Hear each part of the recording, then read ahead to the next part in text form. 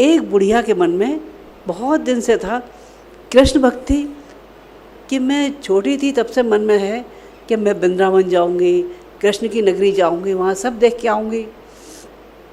पर छोटे से बड़ी हो गई, बड़े से शादी हो गई, शादी के बाद बच्चे हो गए, बच्चों की भी शादी हो गई, लेकिन वृंदावन नहीं जा पाई। अब तो मुझे जाना ही जाना है, पता नहीं भगवान का बुलावा कब आ जाए। उन्होंने कही आज तो जाना है। उन्होंने कही ठीक है माँ, आप तुम्हें ले जाएंगे। माँ को वृंदावन ले गए। वृंदावन देखा करा, वहाँ उनको लड्डू गोपाल की एक पीतल की मूर्ति बहुत पसंद आई, बाल गोपाल की। उन्होंने ले ली। अब लड्डू गोपाल को लेके जब घर आई तो उनका बाल रूप देख के वैसी कृष्ण भक्ति और ज़्यादा उनका मन श्रद्धा से भर गया। वो कृष्ण जी को रोज़ नहलाती, धुलाती, सुलाती, खिलाती, सब काम हंसती बोलती। उनके मन के सारे भाव कृष्ण गोपाल के ऊपर आरोपित हो गए। अब वो रोज़ रोज़ वो भाव से अपनी भक्ति में लगी रहती। एक दिन उनकी बहू बोली, माँ जी मुझे थोड़ा काम से जाना है 2-2.5 घंटे के लिए, मैं जल्दी आ जाऊँगी, अभी आपकी परमिशन हो चली जाऊँ?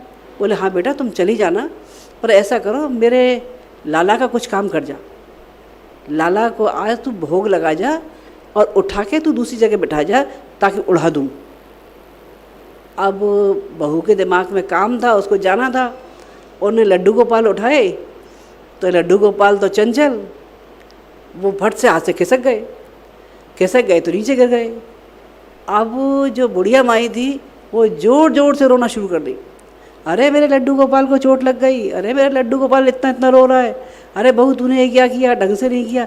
अब रो रो के बुढ़िया का बुरा हाल। अब वो सास जी कहें माँ जी ये पीतल की मूर्ति है, इनको क्या होने वाला है, ये ठीक है। बोले नहीं तू नहीं जानती, मेरे लाला इतनी ज़ोर ज़ोर से बोला, मेरे को सुनाई पड़ रहा है, तेरे को सुनाई नहीं पड़ रहा। थोड़ी देर में उनका बेटा भी आया। बेटे ने भी जब ये देखा कि माँ चुप नहीं हो रही है, बेटे ने भी समझाया माँ पीतल की मूर्ति पे कहीं ऐसा होता है क्या? बोले तू चुप कर, तू नहीं जानता, मुझे आवाज़ सुनाई पड़ रही है लड्डू गोपाल की, कितनी चोट लगी है, कितना रो रहा है। आसपास के पड़ोसी लोग इकट्ठे हो गए। जब भीड़ इकट्ठी हो गई तो उनमें से ही एक समझदार थे, वो कहने लगे बेटा तेरी माँ का रोना बंद नहीं होगा, ऐसा काम कर कि किसी डॉक्टर को बुला ले और डॉक्टर से कहलवा दे कि इनके लाला को कुछ नहीं हुआ, तो ये शांत हो जाएंगे। बेटे को भी समझ में आ गई। उन्होंने 2-4 जगह फ़ोन किया, ऐसे ऐसे बातें, तो डॉक्टर ने मना कर दी। बोले क्या मूर्ति के पीछे हम अपनी प्रैक्टिस बिगाड़ें, वो नहीं जाना। फिर एक से उन्होंने कहा कि आपको अच्छी फीस दूंगा। अब डॉक्टर तैयार हो गए। डॉक्टर साहब आए, उन्हें क्या बात है माँ जी? बोले लड्डू गोपाल को चोट लग गई, इतना रो रहा है, इतना रो रहा है। उन्होंने उल्टा पलटा, उन्होंने कि बिल्कुल ठीक है, कहाँ रो रहे हैं?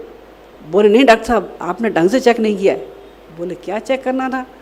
बोले आपके डब्बे में कान में लगाने वाली जो मशीन है ना, उससे सुनो।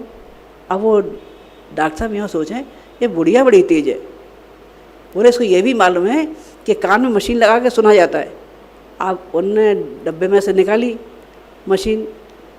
अब जब वो स्टेथोस्कोप निकाला और जब लड्डू गोपाल के ऊपर रखा उन्होंने छाती पे, तो डॉक्टर साहब परेशान हो गए। कभी बुढ़िया को देखते, कभी लड्डू गोपाल को देखते, उनके माथे पे पसीना आने लग गया। वो हक्का बक्का रह गए। उनको समझ में नहीं आया कि वो क्या प्रतिक्रिया दें। वो उठे, उनके हाथ से स्टेथोस्कोप छूटा, वो चुपचाप चल दिए। बुढ़िया कहने लगी डॉक्टर साहब आप कहाँ जा रहे हो?